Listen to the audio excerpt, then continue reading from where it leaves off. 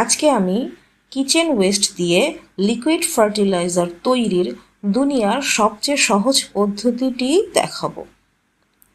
এর জন্য আপনার লাগবে 2টি এরকম রঙের বালতি, একটা ফুটা করে নেবেন আর একটা ফুটা ছাড়া। এরপর এই ফুটাবিহীন বালতিটির ভিতরে ফুটাওয়ালা বালতিটি বসিয়ে নিতে হবে।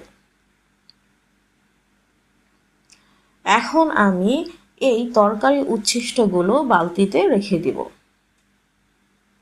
বলতে গেলে আমার কাজ শেষ। এরকম করে প্রতিদিনের ওয়েস্ট এই বালতির মধ্যে জমাবেন আর ঢাকনা দিয়ে বালতিটি ঢেকে দিবেন। এমনভাবে ঢাকবেন যেন সামান্য বাতাস আসা যাওয়া করতে পারে, যাতে করে পচনের ফলে যে গ্যাস উৎপন্ন হবে সেটা যেন বের হয়ে যেতে পারে। আর অবশ্যই এই বালতিটি একটি